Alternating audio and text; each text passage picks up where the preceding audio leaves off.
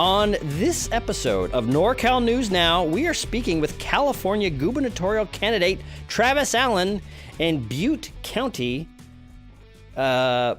Republican Party leader Saulo Londono. I am not your regular co-host, Mike Richmond. I'm political consultant Aaron Haar. Who are you? I am political independent Christopher Allen Smith, the executive producer of this show. The person who most of the blame... That's why I don't know. That's right. I have a face for being behind the camera. So now, as you know, to get this ball rolling, in the spirit of conversation and openness on the show, I guess it's time to talk a little bit about my political affiliations. We like to be direct with guests and viewers so they can know where we're coming from and know where to place the death threats. That's right. They know where to send the death threats. They know which angle to come at us, the left or right. So do tell, Chris. That's right. When they send the death threats and the I'm joking. Nazi accusations. I'm joking. We know where it's coming from. Don't send death threats to Chris. No, send them. Send them to me directly. Send them to Aaron. That's right. I'll just forward them on to him anyway. So now, as we know, Mike Richmond is a pretty centrist Democrat. He was a little suspicious of Bernie. He was for Hillary. You yourself are a union-loving Trotskyite. Yes. Yes. Fair to say. I myself am a moderate, middle-of-the-road independent, which means I can't be persuaded to come down strongly on one side or the other. Or sometimes I take so long to make up my mind that it might be a little bit too late. I might have learned that back in November 2016. We don't need to get into the particulars on that. It's not for me to shoulder the problems of the party. It's, just for me to speak out against. Exactly. However, while I might be moderate, the same cannot be said, I think, fairly, for our first guest. He is a Republican member of the State Assembly who the Los Angeles Times compared to California's Donald Trump. Wouldn't it be weird to go back in time to like 2007 and compare someone? This is California's Donald Trump. They would have no idea what you're talking about. Anyway, sorry. How times have changed. Anyway, now he is running to be governor of this great state of California. He is Travis Allen. One of the things that we like to do in our conversations with guests here is just kind of meet them where they're at, talk to them about what they're looking to do. So we're going to start out with what might seem to be a softball, but we definitely want to hear your answer. What's the 2-minute version of your 5-point plan for California? Great. So start out, my name is Travis Allen. I was born and raised right here in California. I've had to watch as my family and friends and clients have all left the state. My parents now live in Oregon. They wanted to build a home on the coast, but it was too expensive in California. My brother works for Raytheon. Those jobs used to be in LA. Now they're in Tucson, Arizona. So that's where he lives with his family. Best friend moved to Texas, where he doubled the size of his house, doubled the size of his business, and now pays no state income tax. And I'm an investment advisor. Started managing money in 96, opened up my company in 01, still work every single day because I believe in a part-time legislature. I think your legislature should have to live and work in the real world, just like the rest of us. So I still work every day, but my clients started here in California. They're now in 22 different states around the nation because their jobs left, their families left, and their companies left. So I've been elected since 2012. I am known as the most conservative guy in all of Sacramento. I'm the guy that's fighting when no one else will fight, always standing up for the little guy, always standing up for the hardworking Californian that is basically being given the short end of the stick by Jerry Brown and the California Democrats. So after 6 years of representing you in the legislature, I now know that there's no way I can change California as a legislator. The only way to truly take back California is as your next governor of the state, and that's exactly what I'm going to do. And once I am your governor, I have a very simple 5-point plan. Cut taxes, starting with the repeal of the gas tax. I'm the original author of the repeal of the gas tax. Then we're going after the highest in the nation, income tax, sales tax, and we're cutting those corporate taxes as well. We're going to put a sign on this building behind me, the California legislature, the California Capitol, and it's going to say open for business. The next is we're going to get tough on crime. We are going to get rid of AB 109, Prop 57, and Prop 47. These are the soft on crime laws of the Democrats. Felonies turning into misdemeanors and felons getting out of jail early. If you're a criminal in California and do the crime, you will serve the time. So we're going to get tough on crime and make California safe again. Then we're going to fix our roads and expand our second worst, or we're going to fix our second worst of the nation roads and expand our freeways. because we have the worst in the nation traffic. We're going to do all of that with no new taxpayer dollars. There's plenty of money in the California state budget. We don't need to raise your gas tax. Then we need to fix our broken education system, giving parents the right to send their children to the very best public school, the very best public charter school, or even homeschool their children if they wish. But no longer does every child get a trophy. We will test your children when they get into the grades, so we know where they start. We're going to test them when they get out of the grades to make sure they've learned the skills that they need to advance, skills like reading and writing and math. We're going to get rid of the statewide Common Core, and we're going to bring education back to the local level. And lastly, I'm going to complete the California State Water Project. This does not mean we're going to steal water from the north. It does not mean we're going to drain the Delta. Those Delta tunnels will never get built. But what we are going to do is we're going to build brand new water storage up and down the state of California. Sites Reservoir, Temperance Flats, Raising Shasta Dam, Los Vaqueros. When it rains, we're going to store our water. So we have more than enough water for Californians for this generation and every generation to come. You may have also heard in my first 100 days in office, I am going to reverse the illegal sanctuary state. I am the leading statewide voice. I'm the one that started the fight with legislation last year to defund every sanctuary jurisdiction in the state of California. I have continued the fight. My cities in Orange County are the ones that started out the opt-out movement, starting out in Los Alamitos, going on to Huntington Beach, Fountain Valley, Westminster, now Orange County, now San Diego, and even places like Yuba City up in the north are getting in on the act. I've gathered 35,000 signatures from over 300 cities in the state of California that all want to opt out. And that's exactly what we're going to do. We're going to reverse this unconstitutional and dangerous illegal sanctuary state. You may have also heard I'm going to get voter ID in California so we get rid of this election fraud. And yes, I have an A and an A+ from the NRA and the Firearms Policy Coalition. Well, and this means very simply, California is going to be a shall-issue state. We're getting rid of that handgun registry, and we are getting rid of that ammunition registry of Gavin Newsom as well. Well, let me ask you a follow-up. That is a fire hose of information, which we appreciate. We know that you are well honed on the campaign trail to kind of talk about what you're going for, especially in California. How much I'm not familiar with a lot of elections being turned in California based on problems with voting, problems with registration. What's the big voting fraud that you're seeing? Because I guess I have not seen any kind of election-changing levels of voter fraud in California. This is because the Democrats have been sweeping it under the rug for so long. You have to ask yourself, how is it possible that the California Democrats could run the state legislature for 39 of the last 40 years, both houses, Senate and the Assembly? And you start to ask yourself, how is it possible that over 1 million people that are here in our state illegally, illegal immigrants, how could they have gotten driver's licenses in the last 3 years? Alex Padilla, the Democrats' Secretary of State, would tell you there's nothing to see here. The DMV would tell you there's nothing to see here. There's no illegal voting. There's no fraudulent voting.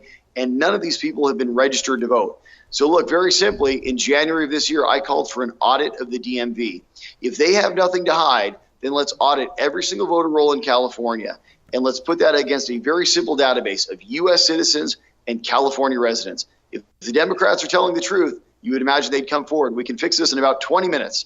But as you would imagine, to date, they have denied every single attempt to audit the DMV, to audit the Secretary of State, to audit our voter rolls, to get rid of the people that may be voting illegally, the people that have passed away, or the people that have moved out of state. This is a massive problem in California. And if the White House is listening, Donald Trump and Jeff Sessions got to come to California, and you guys got to sue to open up our voter rolls and get rid of the election fraud. If there's nothing for the Democrats to hide, they should have no problem with this. Unfortunately, as we've seen, they have stopped every single attempt to get transparency on the voter rolls in California. Well, what is the percentage, or what do you think the percentage is of illegal immigrants voting into our California system? I have no estimates whatsoever. I have no idea. But to believe the words of Alex Padilla and the California DMV, who say there's absolutely none of that happening here in California, I think that's a little bit difficult for anyone in the state to believe. And look, it's very simple. We don't even have to conjecture. We don't even have to place a guess. All we need to do is audit the DMV. It'll take about 20 minutes to line up all those people who have been registered to vote against a very simple database of U.S. citizens and California residents. And within about 20, 30 minutes, we can have our answer. If there's nothing for them to hide, they should be more than willing to do this. Unfortunately, as we've seen, they have been sitting on their hands for quite some time now, And certainly over the last 3 months, we've heard absolutely nothing from the Democrats because they clearly don't want the people of California to know what's actually happening with their election systems. Well, let me ask you this. I hear what you're saying, and we could go back and forth, but I don't think it would be fruitful here. One of the other questions that we had here, and something interesting came out about it here in just this last week or two.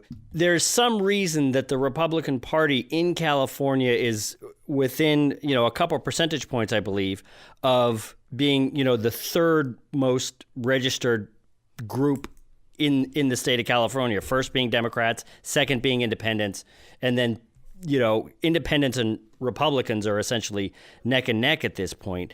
I'm wondering, Pete Wilson, I think it's fair to say, ran on a lot of what you are talking about back in the 90s, and with the exception of Arnold Schwarzenegger, a Republican hasn't been elected to the state governorship since.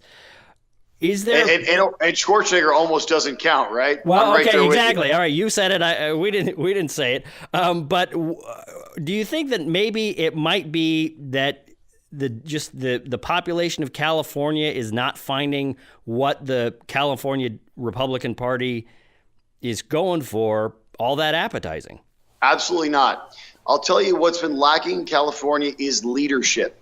California voters are as conservative as they are anywhere else in the country. This myth that somehow California Republicans are different than Republicans anywhere else in the United States is simply not true. California has more Republicans than any other state in the nation. Let me give you an idea. In 2014, Jerry Brown got elected with 4.3 million votes. In 2016, Donald Trump in California, when he didn't even campaign here, got 4.4 million votes. Literally, all we need to do is turn out the Trump voters, and I will be your next governor of the state of California. We will get a rock-solid Republican like Ronald Reagan again in California. But the answer is this. When JFK was president of the United States, there was a generational shift to people voting Democrat. When Ronald Reagan became president of the United States, there was a generational shift back to people voting Republican. California has lacked a state leader with strength to truly motivate and bring the state back to where we used to be, which is the greatest state in the nation with the best roads, the best schools, the best water system in the country.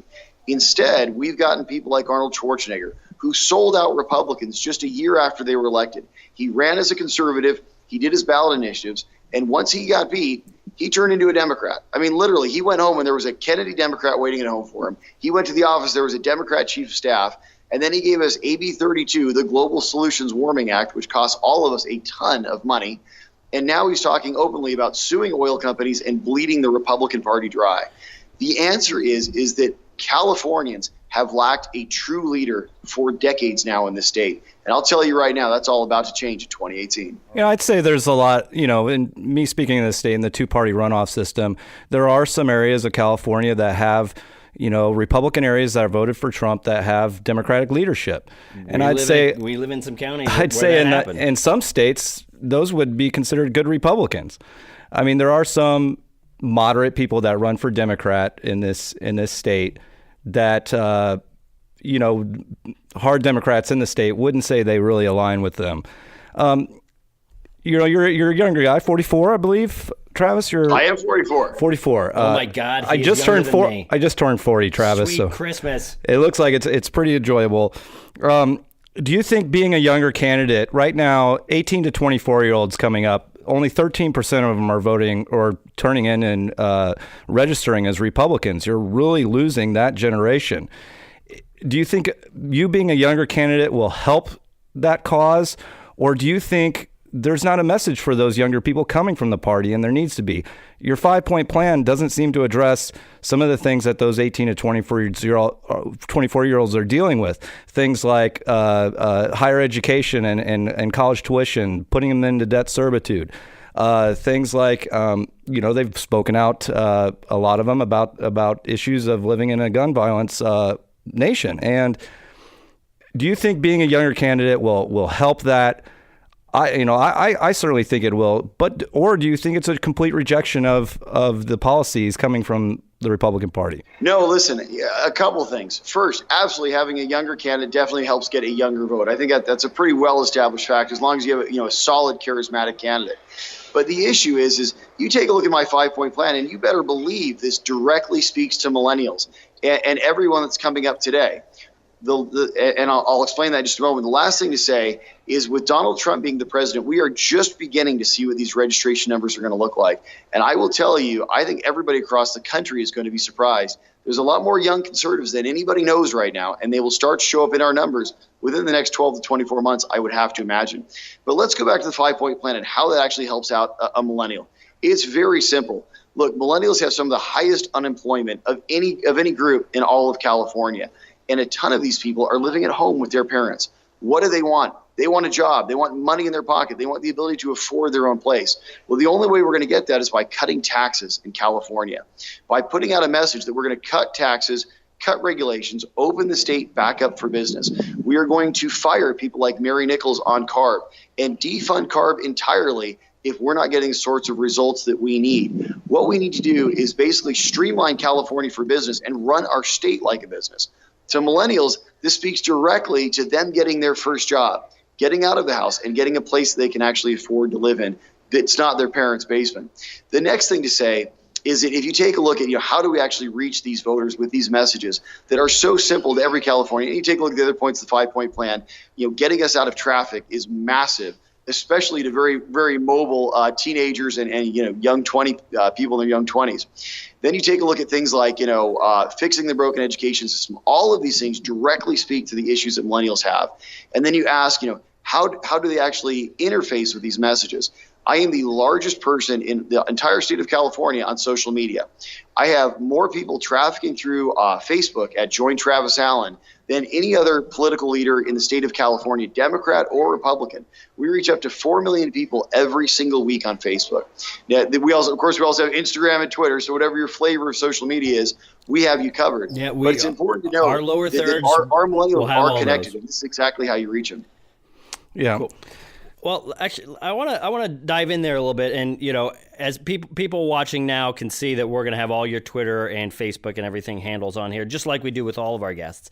But one of the things I do want to talk about is, you're talking about pulling off something that I don't think a conservative Republican has pulled off in California for a while, and let's assume that happens. Let's assume that you're able to get in to office and let's say you win.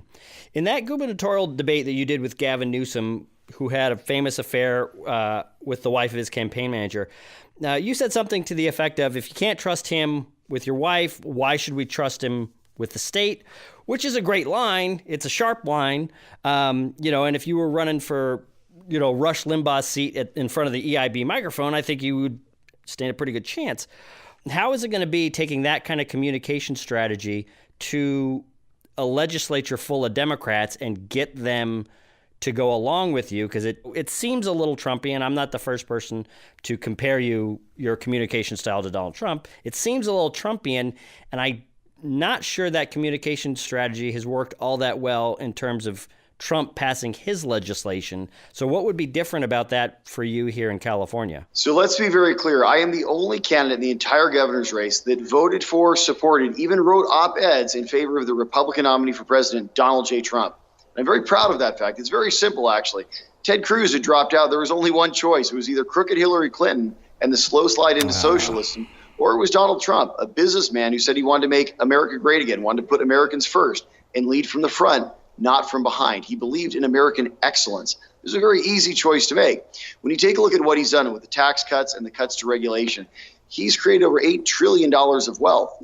Unemployment is the lowest it's been on record for Latinos and African Americans. It's the lowest overall since 2000. Jobless claims are the lowest since the year I was born in 1973. I mean, this is good in the world, whether you're Republican, Democrat, or don't even care about politics at all. So the answer is very simple. We need somebody in California that can cut through, all of the nonsense that we typically see in politics. We need somebody that can actually tell the California people the truth in simple language that everybody can easily grasp, so we can understand the problems in California and the direct solutions to take to fix those. Now, you mentioned the legislature, and I've been a legislator for 6 years, so I know quite a bit about this building right here behind me. I had a feeling.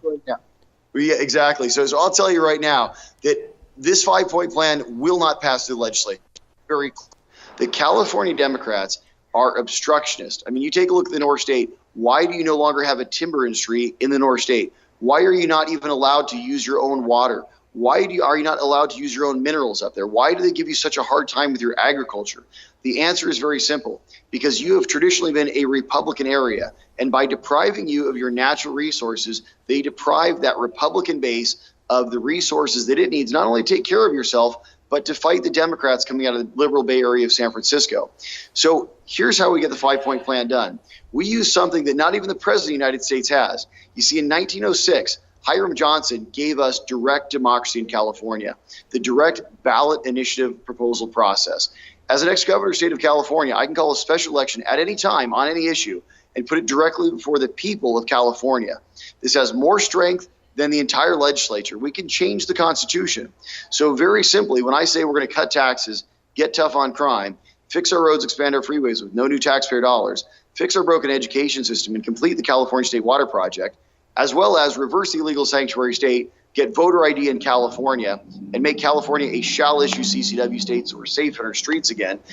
All of these things will put directly before the people of California, and we will let them vote. Because remember, it's a government of the people, by the people, and for the people. Obstructionist in every way, we will take it directly to them. But unlike Arnold Schwarzenegger, who did this once and failed and never came back. Remember, Schwarzenegger, the governor, was certainly not Schwarzenegger, the actor.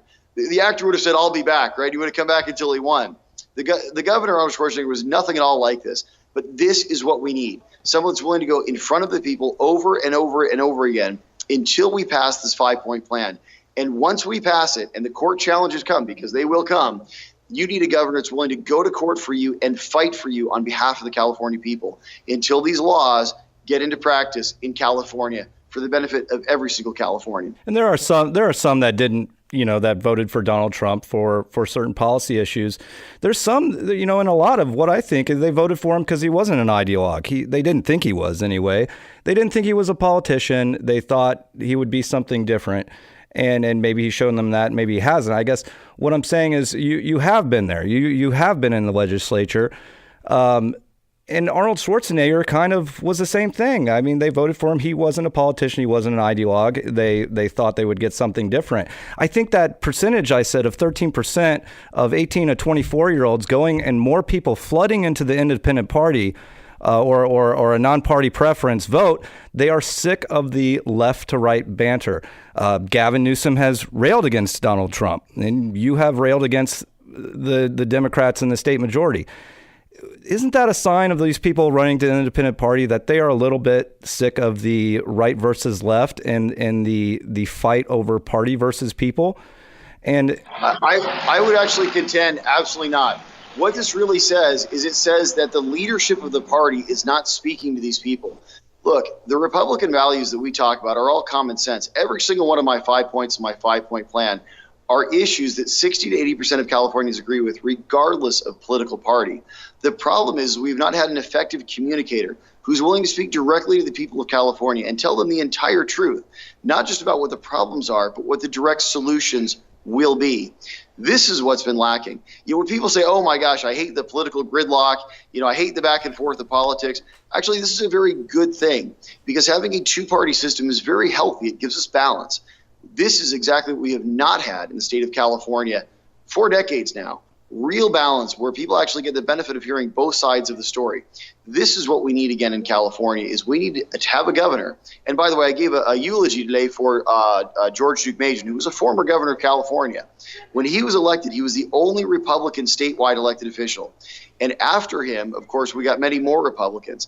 But this is what it takes. It takes someone to essentially kick that door down and say, look, the time for the liberal elites out of San Francisco running our state is over.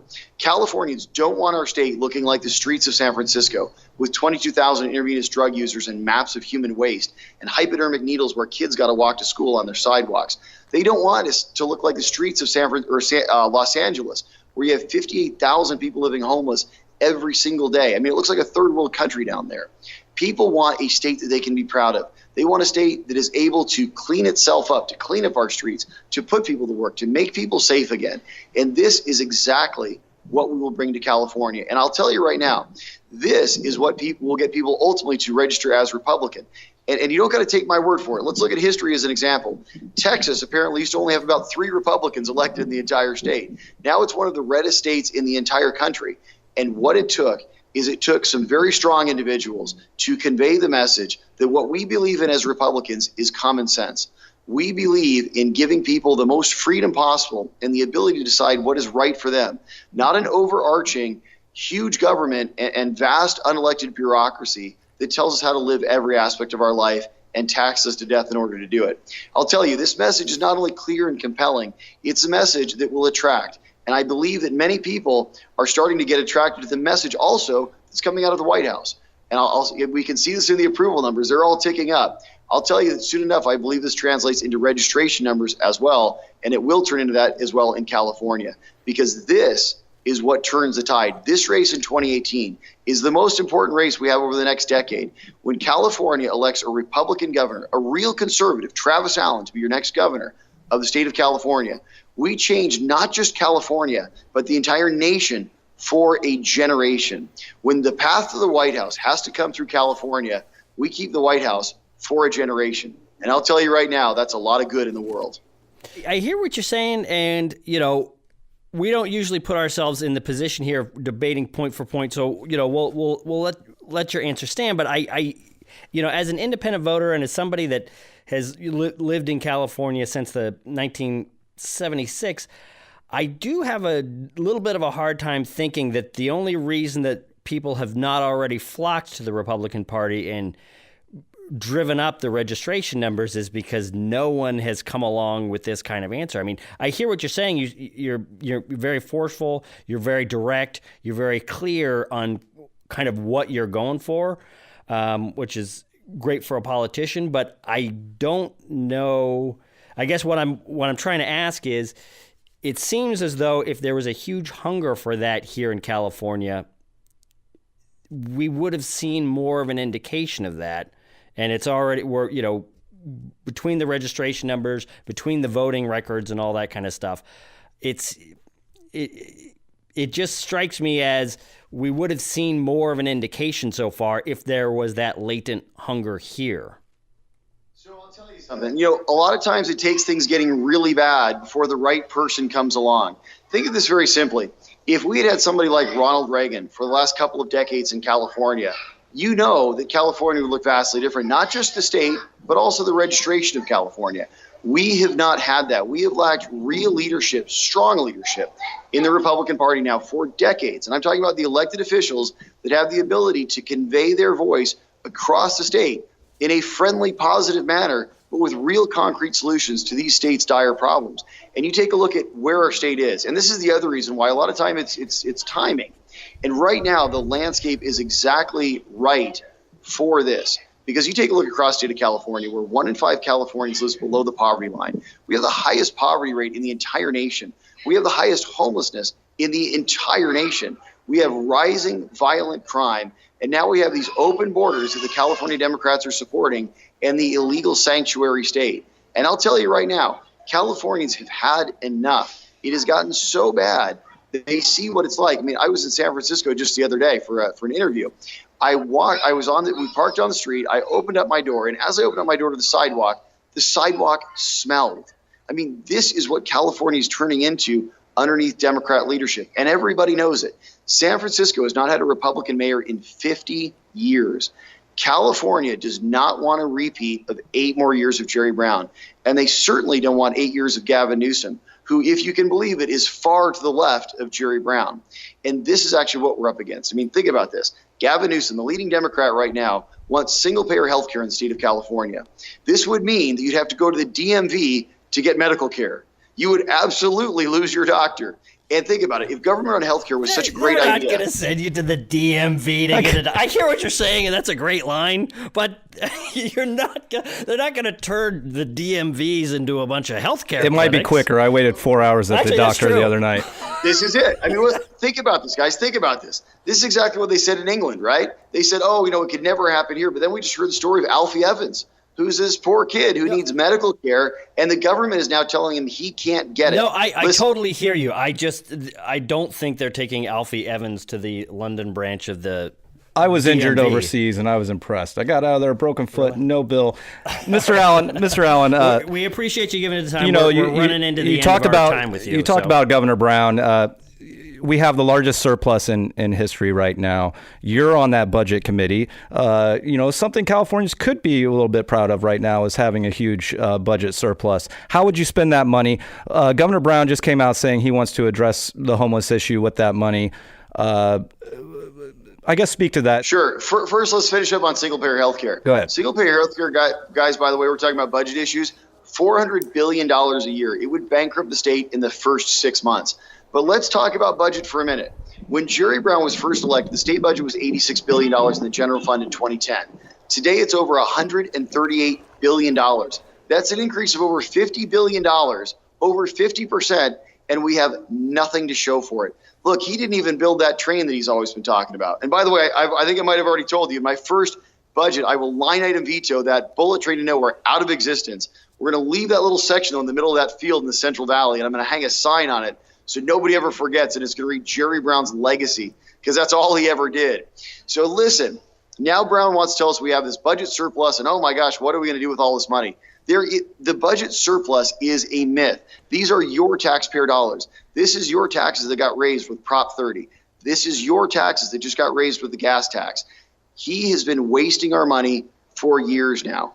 California doesn't have a budget surplus. What we have is a pension system that is $300 billion underwater.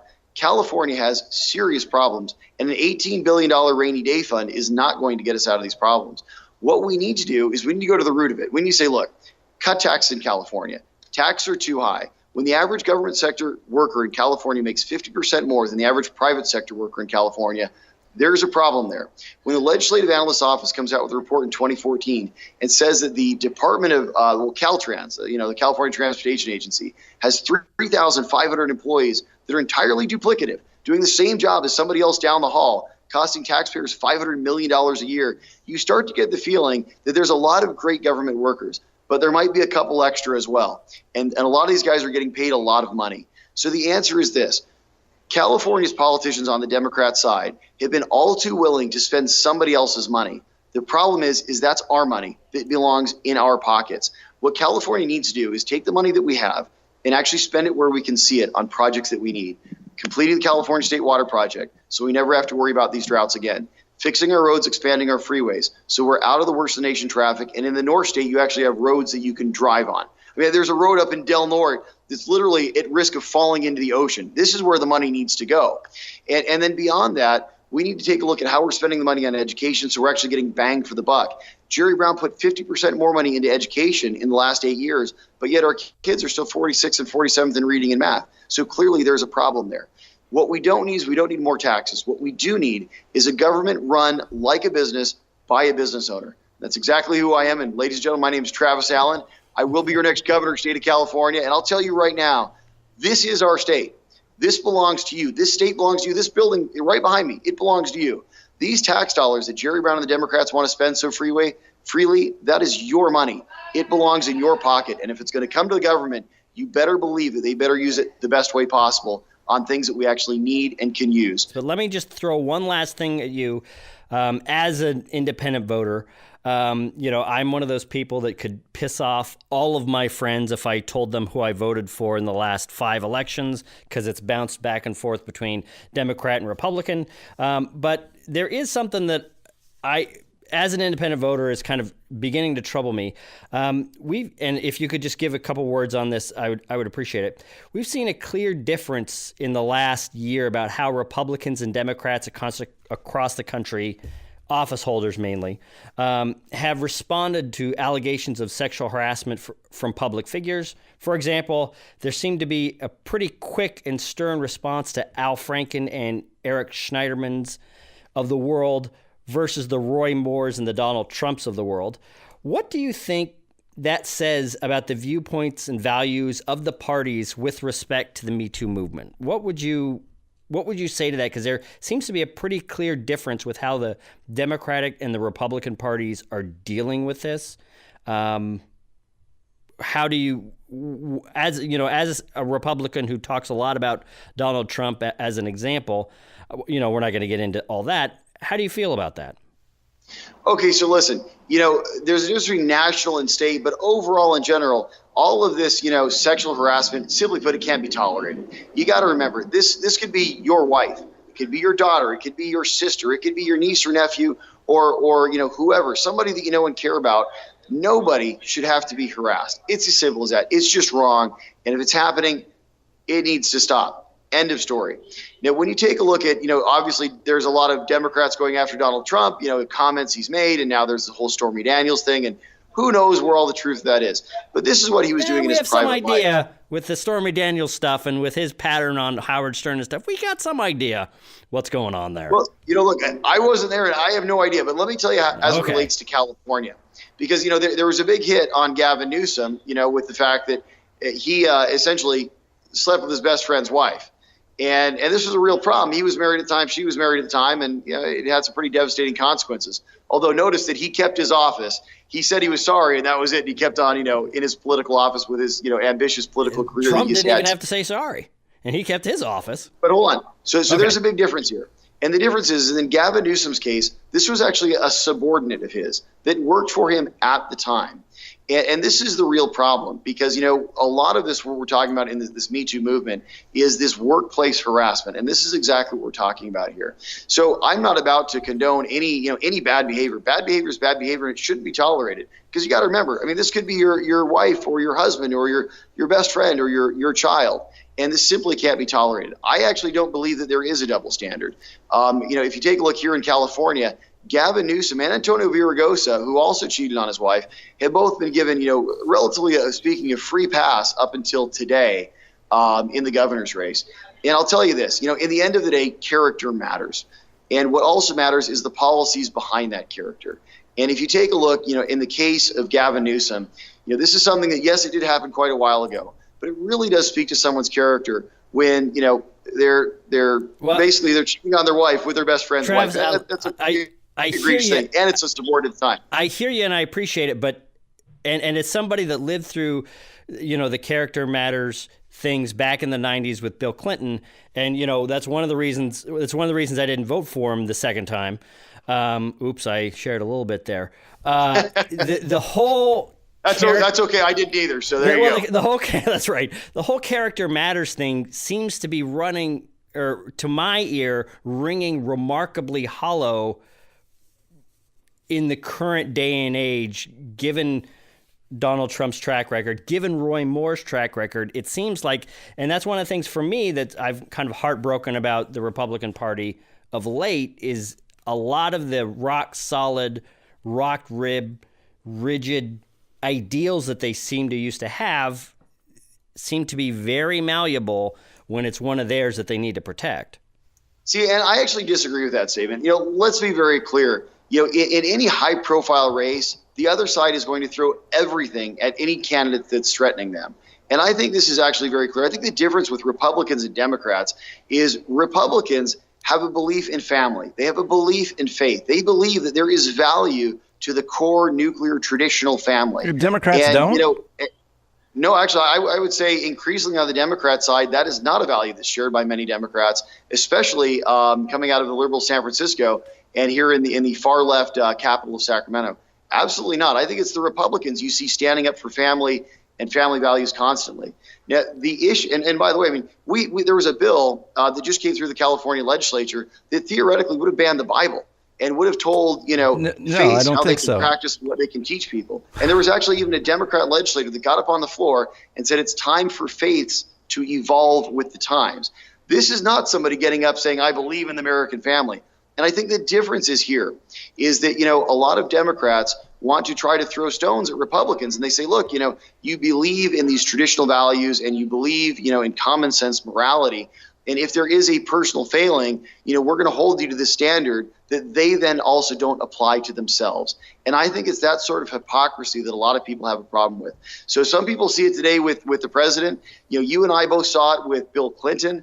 But, in the end of the day, character matters. And let me tell you what else matters too.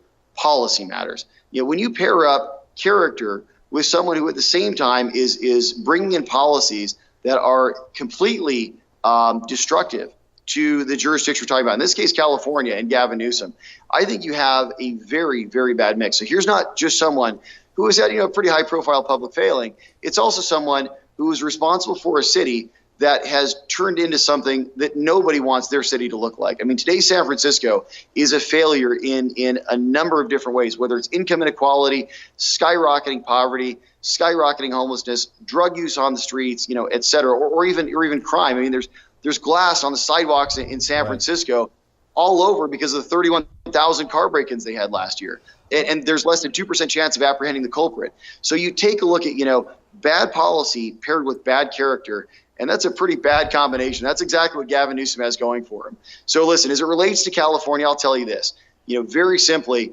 what we need in California is we need a new leader. We need real leadership. We don't need the same old tired policies of the California Democrats that have gotten us into this mess. Detroit used to be the fourth greatest city in the United States, and now it's a sinkhole because they had 6 decades of uninterrupted Democrat control. San Francisco has not elected a Republican mayor in 50 years, and we see exactly what's happened to that state or to that city. California has not had a Republican legislature in 39 of the last 40 years, and we can see what's happened. What we need is balance again in California. And by the way, you guys are in the North State. You guys have no representation up there because you're drowned out by all the Democrats that run this state. Oh, shoot. Aaron, it looks like we have lost Travis Allen. I'm sorry. You seem very happy right now. A California without a Bible. Unfortunately, it looks like we got cut off. This is net neutrality, folks. This is the problem. With no net neutrality, they got rid of it, and pow! Not even their own can get through. But anyway, so there was a lot there. I suspect there will be a lot of questions, a lot of things to talk about. Mr. Allen had to go. He's going to go spend some time with his family. He's got to fly to Texas. A very busy guy. That's right. And so we really thank him for coming on the show, giving us some time. And I suspect we're going to have a lot of our viewers who are going to have a lot of questions for us, a lot of questions for Travis, a lot of our fans that might have some questions about our interview with him. Yeah, give us your questions. But, that's the thing is we do believe in expanding, having a more expanded political conversation, building more bridges from the left and right. And sometimes when you do that, you're going to be talking to people that you might not necessarily agree with, but we really appreciate him giving us his time. We really appreciate him. It was kind of a lot of behind the scenes stuff to Yes, he made an effort. He made an effort to come on, and that's very commendable of him, and we do appreciate Mr. Allen's time. So with that, on to our next guest.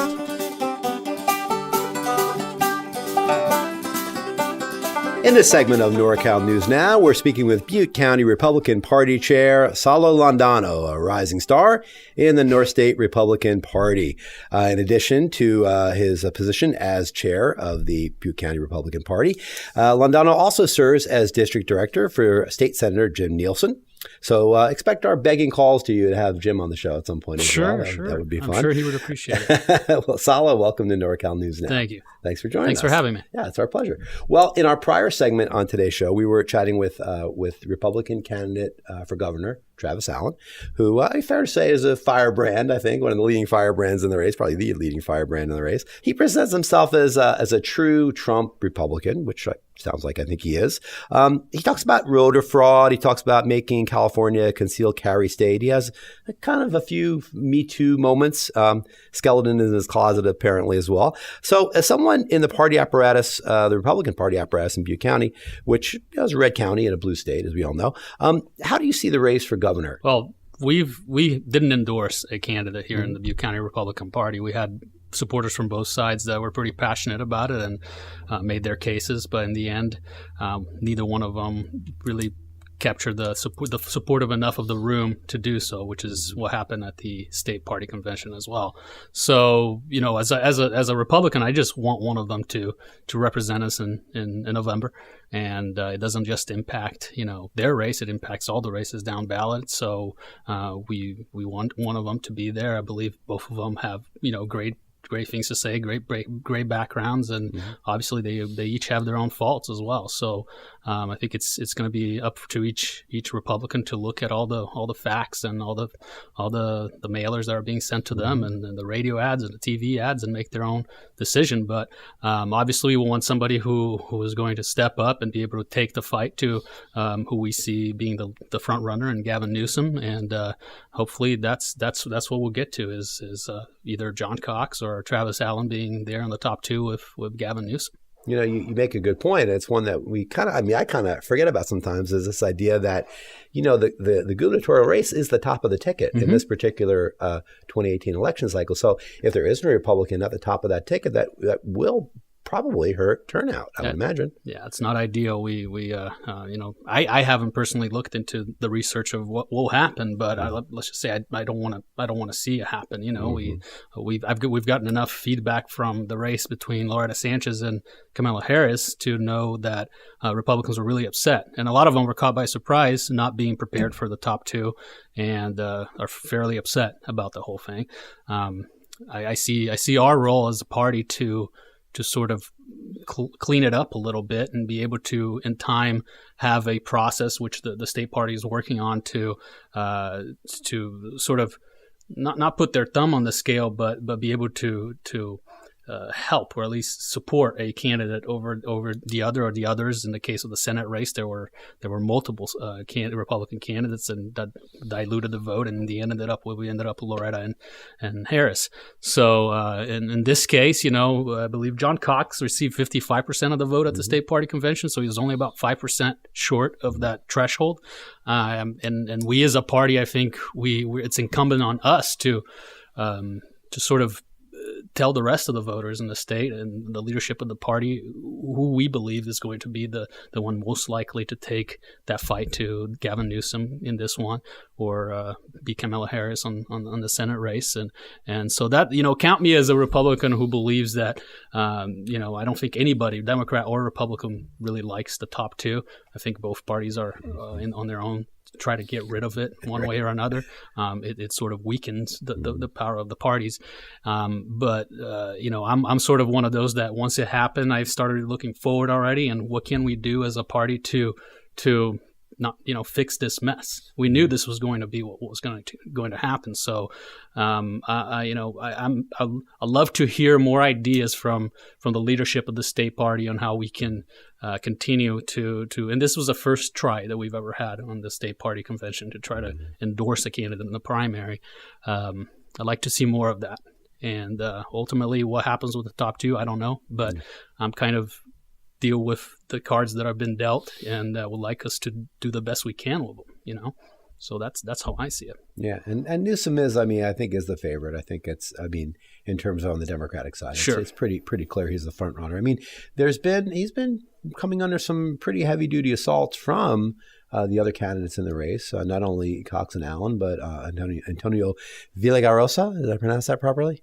Yes. Okay. Yes. But when you do it like that, it adds a little flair. So they got in trouble for doing a poll call like that.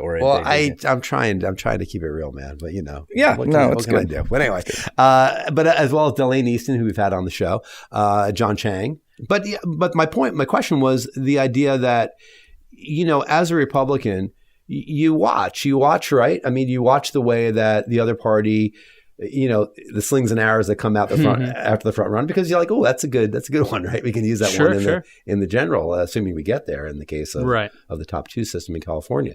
So what do you think that has come out about Newsom that has shown maybe some of his vulnerabilities?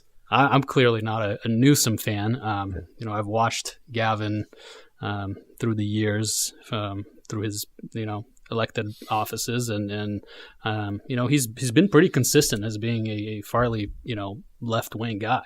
So the Republican Party has been moving around, between center right, a little bit far right, and back and forth, and now with our president now it's kind of all thrown it up in the air. And I think Newsom has been fairly consistent. I think he has a strong following because of his consistency and he's a sharp guy clearly. And but yeah, he has a lot of negatives. I've heard of plenty of people from the Bay Area that are not big fans of Newsom, and I think he has a lot to answer for.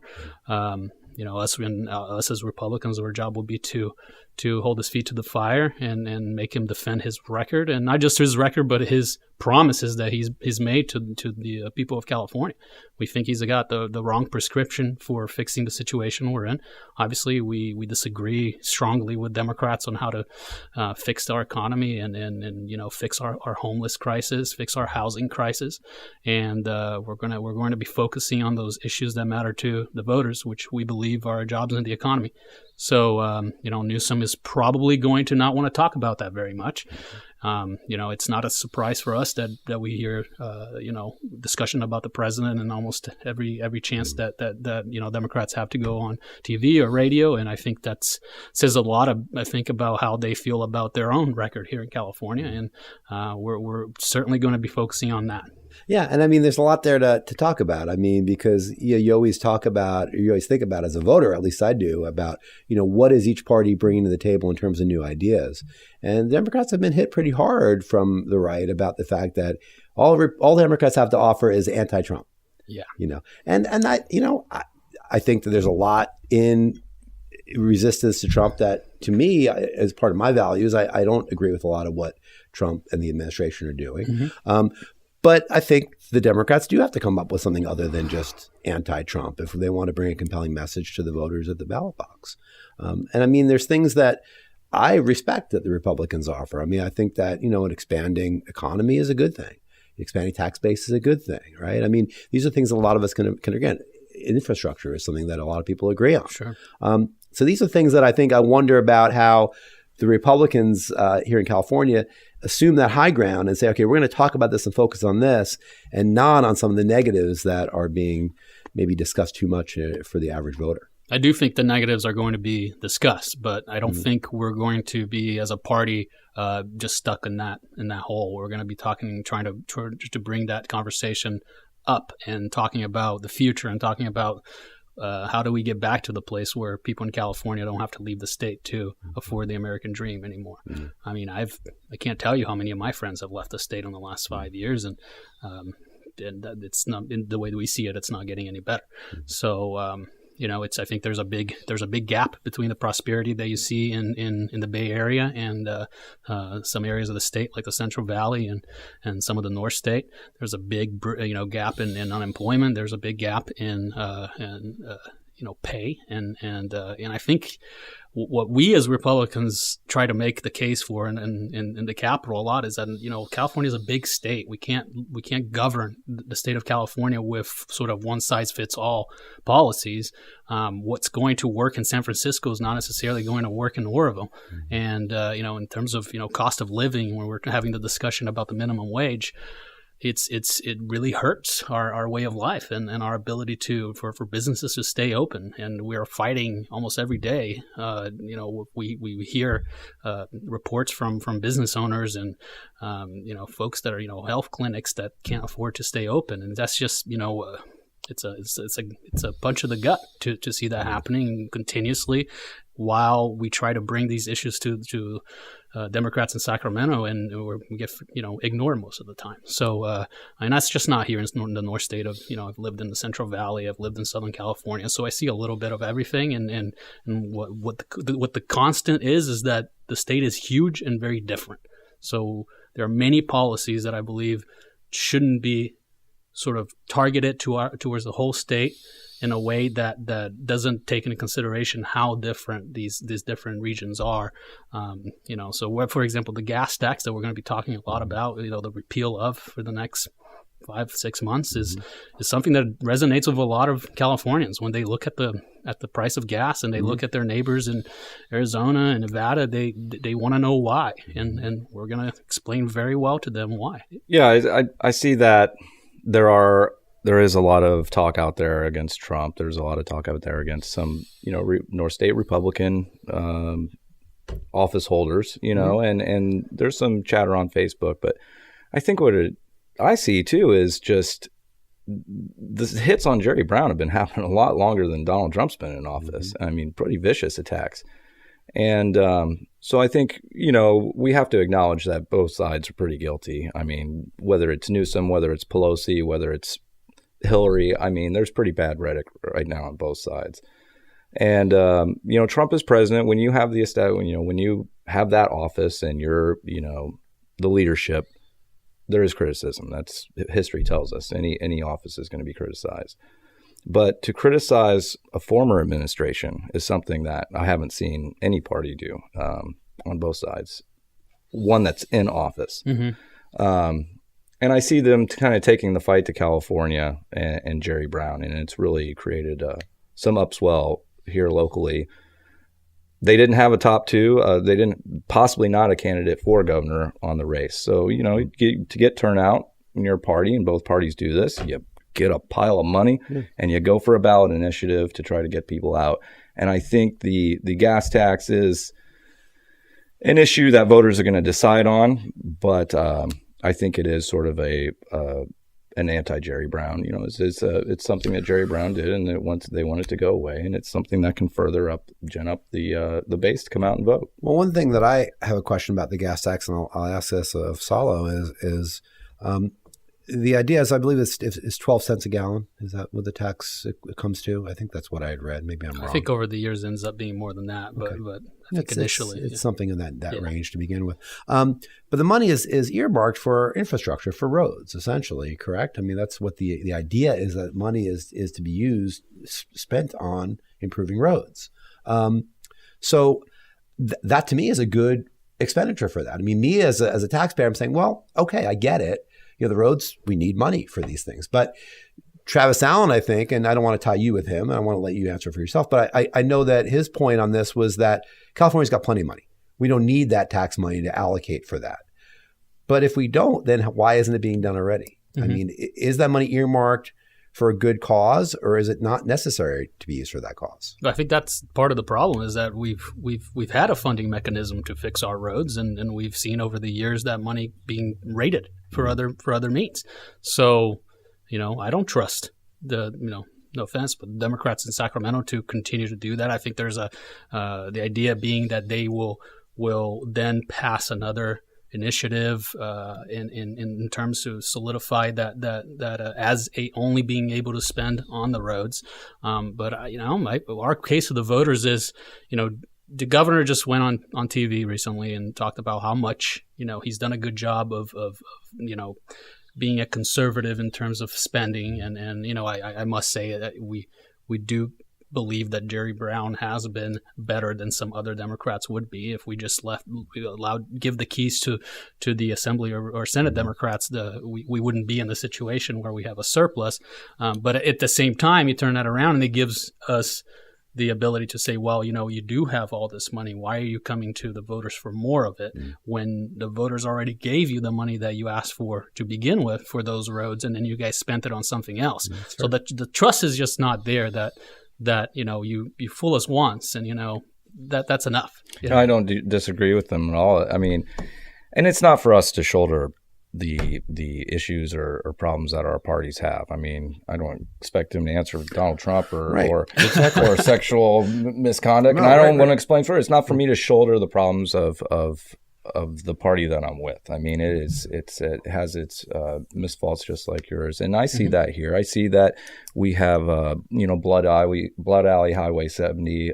We have Highway 99, some of the most dangerous roads with no airport. We have to get somewhere. Okay, we're not going to get a train. You're going to get a bus or something, because there's a lot of people dying each year on these roads. Not only our water infrastructure, and we'll dam these things. Now, you can blame Jerry Brown. You can blame the water districts. We can go back and forth. But, Alan's called for totally getting rid of the Department of Transportation. And I don't know if that's a means to try to privatize it. But, Donald Trump was kind of for a gas tax. Cities like Chico that have $10 million in unfunded road projects, and they spend $1 million a year on road projects, and with the gas tax, we'll now be able to spend $3.2 or $3.4 million a year on road projects. That's a means for a city like this who has crumbling roads, an effort to keep it in the area locally. So I think it wasn't a measure to say, hey, let's get a bond and put $2 trillion or $2 billion into roads and bridges, and it just goes all to Southern California. Because I completely agree with you.